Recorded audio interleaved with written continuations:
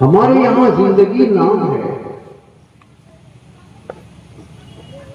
ایک روح ہے، جب بدن میں گردش کرتی ہے تو آدمی کھاتا ہے، پیتا ہے، اٹھتا ہے، بیٹھتا ہے، دیکھتا ہے، سنتا ہے، بولتا ہے، اپنے ارادے سے حرکت کرتا ہے، تو لوگ کہتے ہیں کہ یہ زندہ ہے۔ پھر وہی بدن اسی انسان کے بدن سے اگر روح نکل جاتی ہے تو وہ اب اپنے ارادے سے حرکت نہیں کر پاتا، کھا نہیں سکتا، پی نہیں سکتا، اٹھ نہیں سکتا، اپنے ارادے سے بیٹھ نہیں سکتا، چل نہیں سکتا، پھر نہیں سکتا، تو لوگ کہتے ہیں کہ یہ مردہ ہے۔ بولو اسی کو ہم زندگی اور موت کہتے ہیں کہ نہیں کہتے ہیں؟ مگر میں آپ سے ایک بات پوچھوں گا اور پورا مسئلہ مجھے بولے گا، ایمان کے ساتھ بتائیے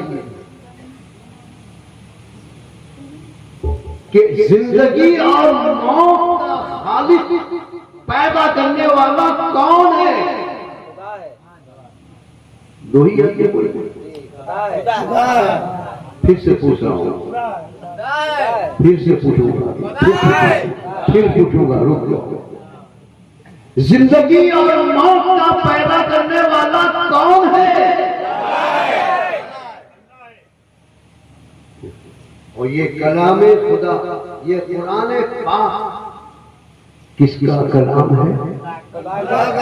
بولیے زور سے، خدا کا کلام ہے۔ اس کلام میں زندگی اور موت کچھ اور چیز معلوم ہے۔ ہمارے آقا صلی اللہ تعالی علیہ وسلم نے 40 سالہ عمر طے کرنے کے بعد نبوت کا اعلان فرمایا۔ کچھ نصیبوں نے اسلام لا کر اپنے آپ کو جنت کا حقدار بنایا اور کچھ لوگوں نے ٹھکرا دیا۔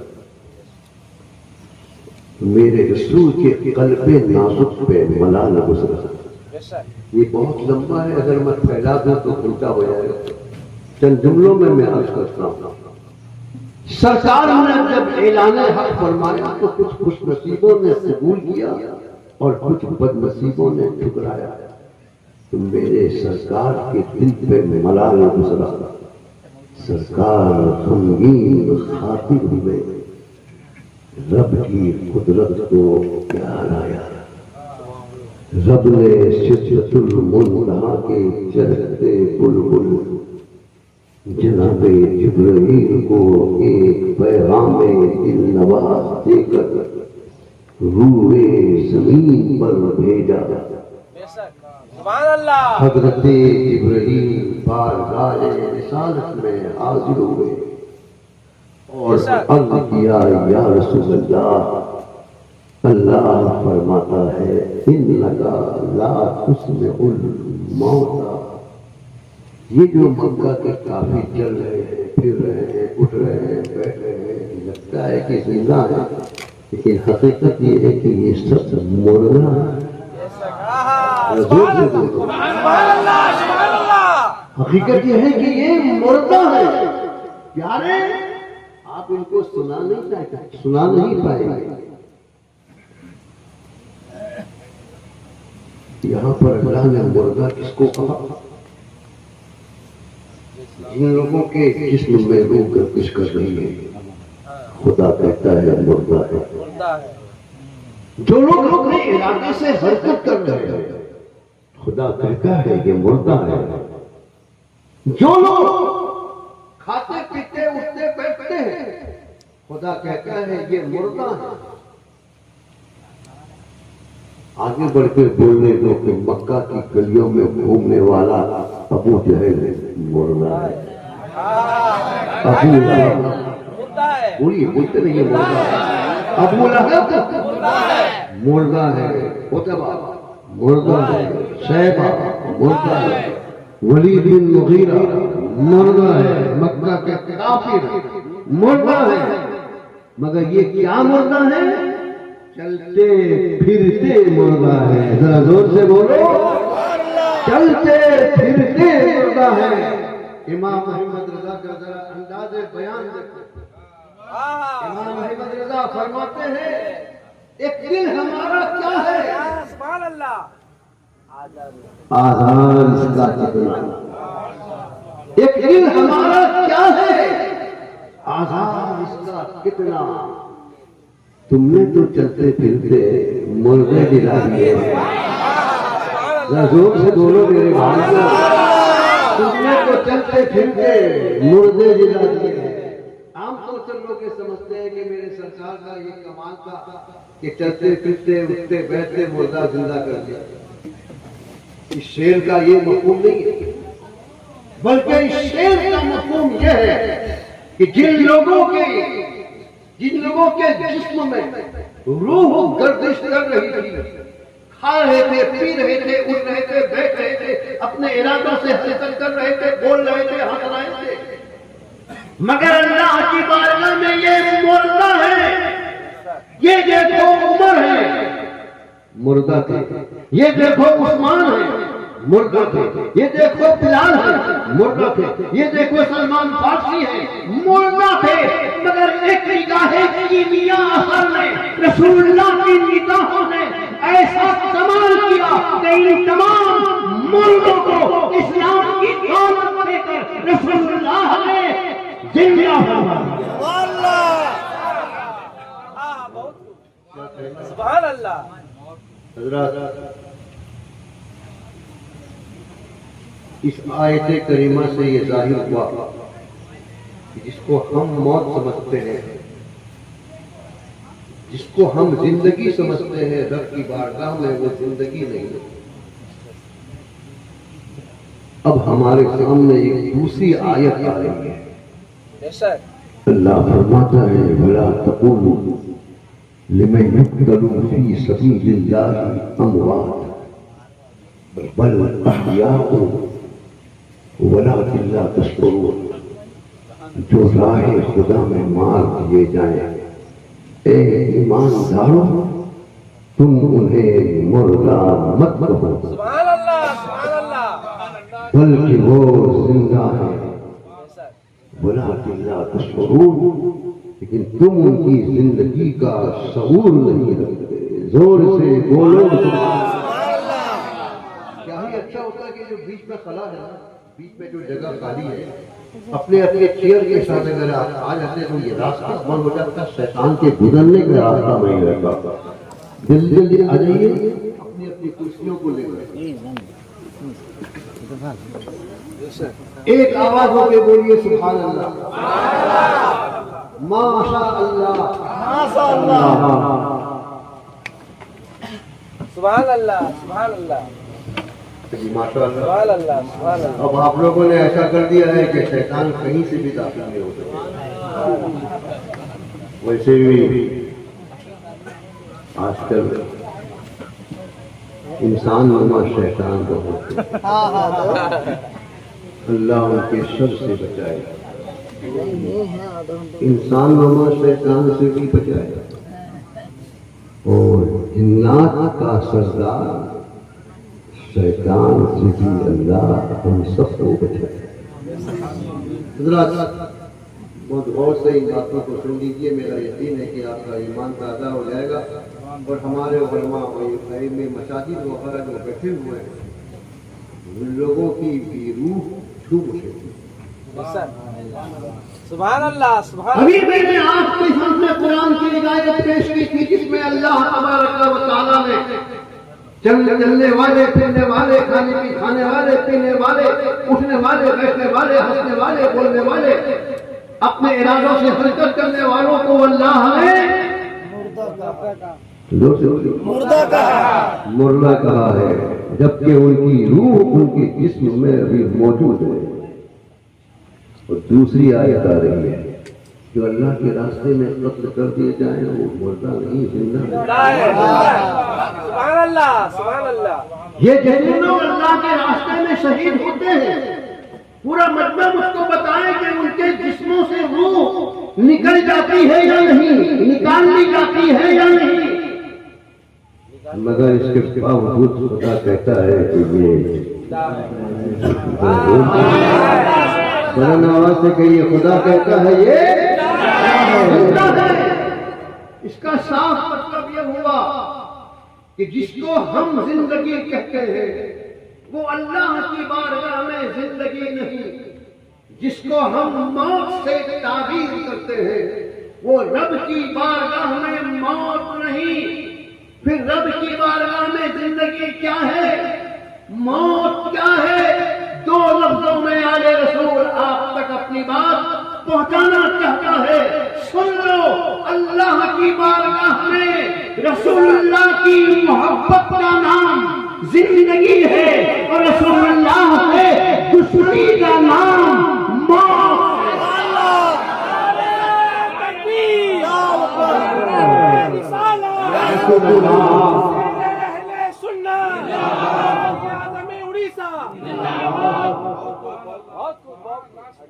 سبحان اللہ۔ ابو جہل دشمن رسول تھا، ابو لہب دشمن رسول تھا، عتبہ دشمن رسول تھا، شیبہ دشمن رسول تھا، ولید بن مغیرہ دشمن رسول تھا، مکہ کے دیگر کافر دشمن رسول تھے۔ یہ سب چلتے پھرتے تھے مگر سے بولو، میں سمجھ جاؤں کہ آپ نے میری باتیں سمجھ لی ہیں۔ یہ سب چلتے پھرتے مگر یہ دیکھو غزوہ احد، اللہ اور اس کے رسول کا شیر امیر حمزہ ہے۔ سبحان اللہ، سبحان اللہ، سبحان اللہ۔ جو رسول اللہ کے حقیقی چچا ہیں، بے شک، جنہوں نے زندگی کے بیشتر حصے میں سرکار کے ساتھ وفا کیا، بے شک، سبحان اللہ، سبحان اللہ۔ پوری زندگی ان کی محبت رسول میں گزری، یہاں تک کہ احد کے پہاڑ کے دامن میں، احد پہاڑ کے دامن میں کافروں کے ساتھ لڑتے لڑتے شہید ہو گئے۔ سبحان اللہ۔ پورا منہ بنا لیجیے، آنے والا جملہ آپ کے ایمان میں تازگی پیدا کر دے گا۔ بے شک، سبحان اللہ۔ میں آپ لوگوں سے ایک گزارش کرتا ہوں، بے شک، وہ گزارش یہ ہے کہ آپ لوگ دین سیکھنے کی کوشش کیجیے۔ بے شک، جب دین سیکھ لیں گے تو خدا کی معرفت مل جائے گی۔ سبحان اللہ، سبحان اللہ، سبحان اللہ۔ صرف اس کی تعریف کرنے سے معرفت الہی سے کوئی سرشار نہیں ہوتا۔ بے شک، دین سیکھیے، دین سیکھ جائیں گے، اللہ اپنی معرفت کی دولت آپ کے دلوں میں اتار دے گا۔ سبحان اللہ، ایک آواز ہو کے بولیے، آنے والا جملہ سننے کے لیے سبحان تیار اللہ۔ امیر حمزہ ہے، غزوہ احد ہے، احد پہاڑ کے دامن کی جنگ ہے، کافروں سے گھمسان کی لڑائی چل رہی ہے۔ امیر حمزہ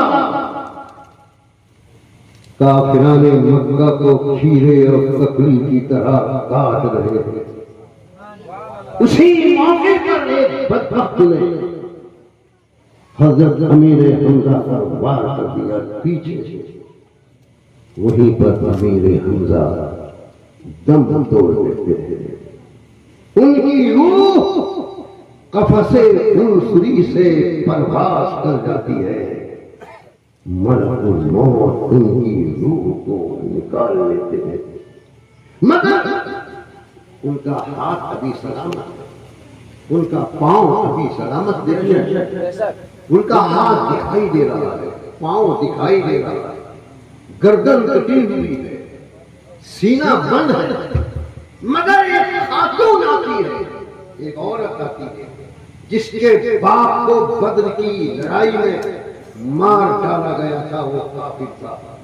وہ خاتون آئی، آنے کے بعد اس نے حضرت امیر حمزہ کے سینے پہ تلوار چلائی، سینہ پھاڑ دیا، ہاں، اندر سے کلیجہ نکالا، سبحان اللہ. ابھی سبحان اللہ کلیجہ نکالا چبایا پھر پھینک دیا. لگتا ہے کہ وہ ہضم نہیں کر پاتا, اس نے پھینک دیا. امیر حمزہ کی لاش کو مسخ کیا گیا, ان کی لاش سے کھلواڑ کیا گیا, بے حرمتی کی عزتی کی گئی. میرا رسول آتا تھا. حضرت امیر حمزہ کی یہ حالت دیکھتا ہے تو کہتا ہے, رسول پاک فرماتے ہیں کہ کل حشر کے میدان میں حمزہ سید الشہداء کے لقب سے بھاجانے جائیں گے, کیونکہ ان کی لاش کو مسئلہ کیا گیا ہے. دیکھو اس کی روح نکل گئی ہے, امیر حمزہ کی روح نکال دی گئی ہے. اب وہ اپنے ارادے سے حرکت نہیں کر رہے ہیں, زمین پر پڑے ہیں, گردن گھٹی ہے, سینہ چیرا جا رہا ہے, اس کا مسئلہ بنایا جا رہا ہے. لیکن قرآن کہتا ہے, قرآن کہتا ہے وَلَا تَقُولُوا لِمَنْ يُقْتَلُ فِي سَبِيلِ اللَّهِ أَمْوَاتٌ بَلْ أَحْيَاءٌ وَلَٰكِن لَّا تَشْعُرُونَ.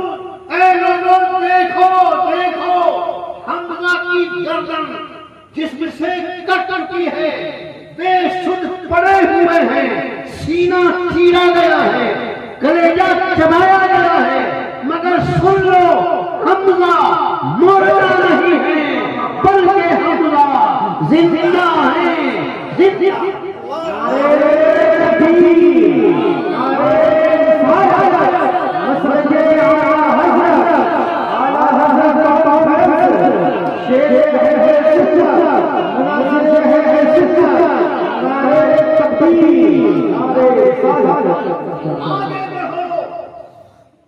محرم کا مہینہ ہے, امام حسین کی یاد محرم میں تازہ ہو جاتی ہے. 10ویں محرم کو امام حسین نے شہادت کا جام پیا. وہ امیر حمزہ سید الشہداء تھے. یہ سیدنا حسین سید الشہداء ہے, وہ بھی شہیدوں کے سردار, یہ بھی شہیدوں کے سردار. بولتے رہو سبحان اللہ. یہ بھی شہیدوں کے سردار. محرم کی 10ویں تاریخ ہے. اس تاریخ کو دوپہر کا وقت ہے. تنے تنہا حسین نے یزیدیوں سے مقابلہ کیا ہے. 22,000 کی تعداد کے باوجود یزیدیوں کا کلیجہ کانپ رہا تھا. کسی نے پوچھا اتنا ڈرنے کی کیا ضرورت ہے, 22,000 کا لشکر ہے, ادھر 72 ہے. عمر بن سعد کی فوجی یزیدی فوجیوں کا کمانڈر تھا. اس نے کہا افسوس تم جانتے نہیں ہو. میں جانتا ہوں تعداد ہماری بہت ہے, حسین کے پاس تعداد کم ہے, مگر سن لو عام انسان سے ہماری لڑائی نہیں ہے, شیر خدا کے فل لڑائی ہے, شیر کے بیٹے کی لڑائی ہے. کسی کے اندر ہمت نہیں ہوئی کہ حسین سے مقابلے کے لیے نکلے. حضرات تاریخ ہم بتا نہیں پائیں گے, وقت نہیں ہے, بڑی پابندیوں میں گھرے ہوئے ہیں, اس لیے میں بہت مختصر طور پر بتا رہا ہوں. حضرت امام حسین پر تیروں کا نشانہ ڈالا گیا, خوب لگایا گیا. تو آپ جانتے ہیں ان کی شہادت کے بعد ان کے جسم میں تیروں کے کتنے زخم تھے؟ نہیں جانتے؟ جی نہیں. 72 تھے. کتنے تھے؟ 72. پھر سے بولیے. 72. اور حضور نے فرمایا ہے میری امت میں 73 فرقے ہوں گے, 72 جائیں گے جہنم میں, ایک جائے گا جنت میں. گویا کہ امام حسین نے 72 تیر کھا کر یہ اعلان کیا کہ ہم 72 والے نہیں، ہم تو ایک والے ہیں۔ 72 تیر کھانے کے باوجود ہم 72 میں نہیں گئے، ایک ہی میں تھے، ایک ہی میں ہیں اور ایک ہی میں رہے۔ مگر آج کا زمانہ عجیب ہے، اپنے کو لوگ سنی کہتے ہیں، مجاہد ملت کی محبت کا مالا جپتے ہیں، اعلیٰ حضرت اور مسلک اعلیٰ حضرت زندہ باد کا نعرہ لگاتے لگاتے تھکتے نہیں۔ مگر کیا آپ جانتے ہیں مسلک اعلیٰ حضرت کیا ہے؟ پورا مجمع مجھ کو بتائے، آپ جانتے ہیں مت بولیے، نہیں جانتے ہیں تب بھی مت بولیے، اور جاننے والے سے بات کریں۔ لیکن میں مسلک اعلیٰ حضرت کی ایک کڑی بتا رہا ہوں، کیونکہ یہ اعلیٰ حضرت کانفرنس ہے، اس کا بھی حق ادا ہو جائے۔ مسلک اعلیٰ حضرت کیا ہے آپ کو معلوم ہے؟ سنیں گے؟ مسلک اعلیٰ حضرت یہ ہے کہ سیدنا اعلیٰ حضرت نے اپنی زندگی کے کسی بھی گوشے میں باطل سے سودا نہیں کیا۔ بولتے رہو۔ مسلک اعلیٰ حضرت یہ ہے کہ انہوں نے اپنی زندگی میں کبھی باطل سے سودا نہیں کیا، اور صرف یہی نہیں، باطل کو اپنے پاؤں سے رونق ڈالا۔ باطل کو رونق ڈالا، اور وہ حق پر ہیں، حق پر تھے، اس طرح حق پر تھے کہ اگر کبھی ان سے کسی نے ان کے کسی فتوے کے بارے میں یا ان کے کسی عمل کے بارے میں پوچھ لیا، اعتراض کر دیا، تو وہ منہ چھپائے ڈھونڈتے نہیں تھے، بلکہ سینہ سپر ہو کر اپنے قلم کی جوالانیت سے اس کو تباہ و برباد کر دیا کرتے۔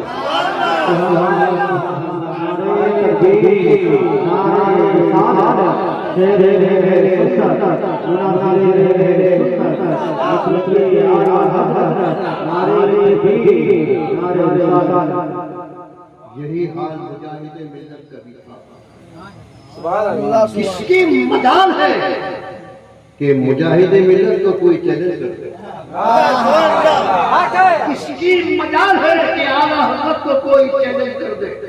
اور سنو، ہم مجاہد ملت کے پیروکار ہیں، زور سے بولتے رہے، ہم مجاہد ملت کے پیروکار ہیں، اعلیٰ حضرت کے وفادار ہیں، اس لیے سن لو، مر جائیں گے، مٹ جائیں گے، لیکن کبھی باطل سے سودا نہیں کر سکتے۔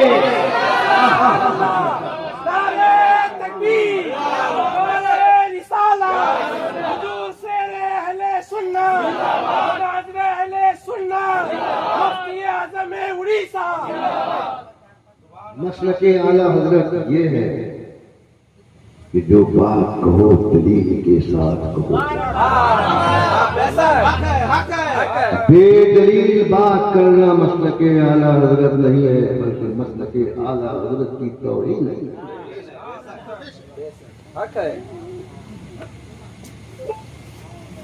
اللہ کا شکر ادا کیجیے، میں بھی اس کے شکر گزار بندوں میں شامل ہوں۔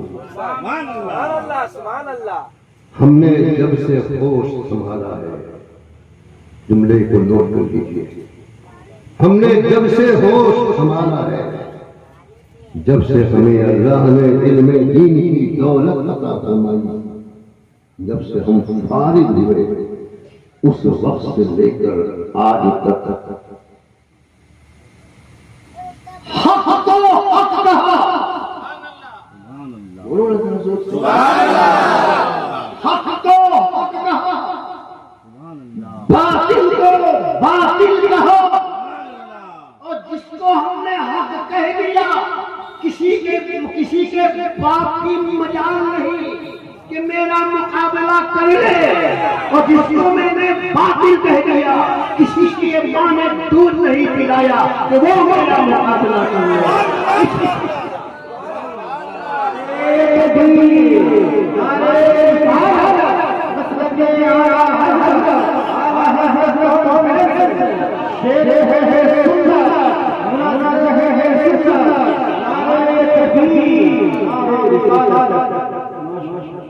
ہم خوش نصیب ہیں اس معنی کا کہ ہم اس کے پیچھے چل رہے ہیں جو اپنی حقانیت کی دلیل رکھتا ہے۔ پھر ایک جملے کو سمجھو آپ، جیسے اعلیٰ حضرت ہم اعلیٰ حضرت کے پیروکار ہیں، وہ اپنی حقانیت کی دلیل رکھتے ہیں۔ ہم مجاہد ملت کے پیروکار ہیں، وہ اپنی حقانیت کی دلیل رکھتے ہیں۔ ہم ان کے پیروکار ہیں، اپنے اپنے نصیبے کی بات ہے۔ کوئی اعلیٰ حضرت کا پیروکار ہے، کوئی مجاہد ملت کا پیروکار ہے جن کے پاس حقانیت کی دلیل ہے، اور کوئی ایسے سوار کا پیروکار ہے، جاہل کا پیروکار ہے، غیر عالم کا پیروکار ہے، ان پڑھ کا پیروکار ہے، یا پڑھا لکھا غیر عالم اور اپنی دکان چمکانے والے کا پیروکار ہے جو اپنے حقانیت کی دلیل نہیں رکھتے۔ جو لوگ اپنی حقانیت کی دلیل نہیں رکھتے ان کے پیروکار مت بنو، ان کے پیچھے مت چلو، اس لیے کہ وہ بھی بے عزت ہوں گے اور تم کو بھی بے عزت بنا دیں گے۔ ہم تو اپنے ماننے والے مریدین، موحدین، محبین سے کہتے ہیں جو میں نے کہہ دیا وہی حق ہے۔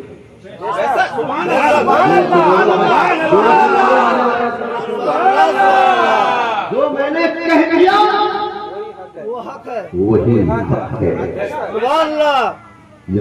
جو حق ہے وہی میں نے کہہ دیا ہے، اور جس کو میں نے حق کہہ دیا، حضرات آپ حضرات کی سماعت فرمائیں، جس کو میں نے حق کہہ دیا کوئی مائی کا لال اس کو چیلنج نہیں کر سکتا۔ میں نے اپنے سارے مریدین، محبین، معتقدین سے کہہ دیا ہے اگر کوئی چیلنج کر لے تو اس کو بولو یہی رکو، 24 گھنٹے کے اندر ہم آلے رسول کو بلاتے ہیں، دونوں کو پانی کا پانی ہو جائے۔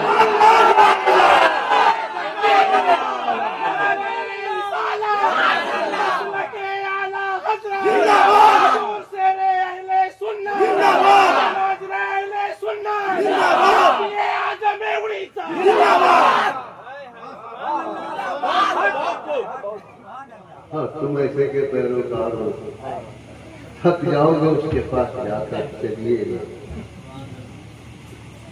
ہم بھون میں گر گئے ہیں، بتائیے نا، ہم آپ کی بات بول کر پھنس گئے ہیں، دلیل دیجیے نا۔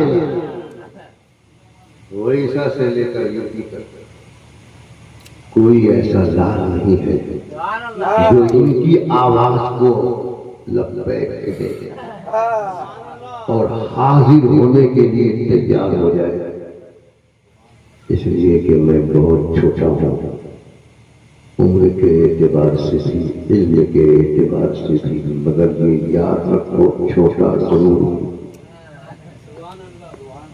مگر میں اپنی دلیلوں کی بنیاد پر بہت بڑا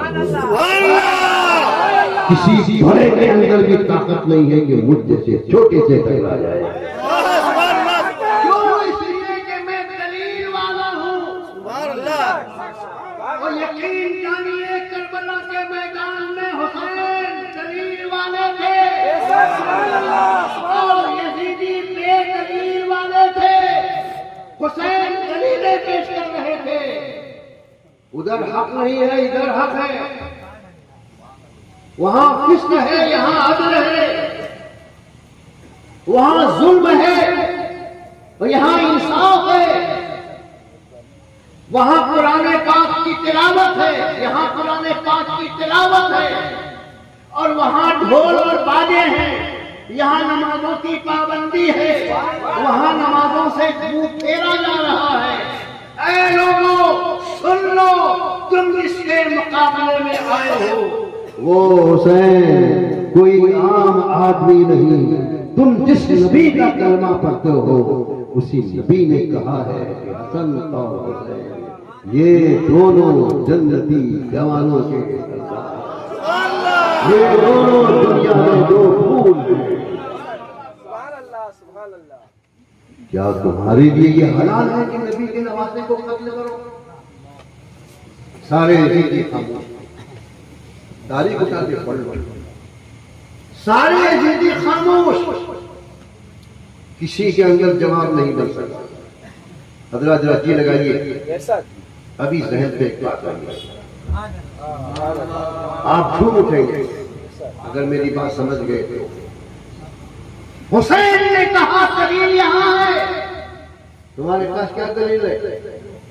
خاموش، دلیل نہیں تو بیچارے بولیں گے کیا؟ ادھر بھی چپ شیطان بہت ہے جو ہمیشہ چپ ہی رہتے ہیں، لیکن کس کے سامنے چپ رہتے ہیں؟ ہم جیسے لوگوں کے سامنے، اور اپنے جاہل مریدوں کے سامنے تو بولتے ہوئے بہت بولتے ہیں۔ حسین نے کے پاس دلیل، ادھر دلیل نہیں، تو حسین نے فرمایا، امام حسین نے فرمایا صحیح راستے پر آ جاؤ، دلیل یہ ہے۔ مگر ان لوگوں نے دلیل تو نہیں دی، ان کی بات بھی نہیں مانی، ایک جواب ضرور دیا ہے، اور وہ جواب ان لوگوں کے ساتھ میل کھاتا ہے یا نہیں وہ سنیے۔ یزیدیوں نے جواب دیا تھا، حسین دلیل پیش کرنا بند کرو، ہم کو دلیل نہیں چاہیے، تمہارا سر چاہیے۔ اللہ سبحان اللہ مت بولنا، بولو اللہ اکبر۔ ہمیں دلیل نہیں چاہیے، سر چاہیے۔ حسین دو میں سے ایک کام کرو، یا تو یزید کے ہاتھ پر بیعت ہو جاؤ، یا تو ہم سے لڑنے کے لیے تیار ہو جاؤ، تیسری کوئی صورت ہمارے پاس نہیں ہے۔ آج بھی بے دلیل والوں کا یہی کہنا ہے، یا تو ہمیں مسجد دے دو، ورنہ ہم مسجد پہ تالا لگا دیں گے۔ اور تالا لگانے میں اہل اسلام کے ذریعے سے نہیں، عدل کی بنیاد پر نہیں، بلکہ اہل شرک کے ذریعے سے۔ تالا لگانے والا یقین جانو، امام حسین نے تو تلواروں کے سائے میں، چکیل میدان میں، گرمی کی شدت میں نماز ترک نہیں کی، جہاں رہے اسی کو مسجد بنا دیا، اور آپ سجدہ گاہوں کو بند کرنا چاہتے ہیں، اور پھر بھی کہتے ہیں حسینی ہیں اور اعلیٰ حضرت کے مسلک کے ماننے والے ہیں۔ آل رسول منہ میں زبان رکھتا ہے اور قلم میں طاقت۔ تم جس کو مانتے ہو اس کو تم لے آؤ، ہم بھی آتے ہیں اکیلے، یہ ایک اکیلا حسینی سینکڑوں یزیدیوں پر بھاری ہے۔ بہرحال حضرات میں یاد کر رہا تھا کہ امیر حمزہ کا کلیجہ چبا دیا گیا، مگر پھر بھی وہ زندہ ہے، اور امام حسین کی شہادت کے بعد، امام حسین کی شہادت کے بعد آپ جانتے ہیں کیا ہوا؟ یزیدیوں نے امام حسین اور ان کے دیگر رفقا کی لاشوں پر، ان کے جسموں پر گھوڑے دوڑا کر چکنا چور کر دیا، ان کے جسم کو چھلنی بنا دیا۔ مگر خدا کہتا ہے کہ حسین زندہ زور سے بولو خدا کہتا ہے حسین زندہ ہے آخری بات سن لو مسلمانوں، یہ سنیوں کا مجمع ہے، یہ سنی ہے، امام حسین کے نام پر ماتم نہیں کرتے، کالا کپڑا پہن کر سوگ نہیں مناتے، اس لیے کہ کالا کپڑا پہن کر سوگ وہ منائے، ماتم وہ کرے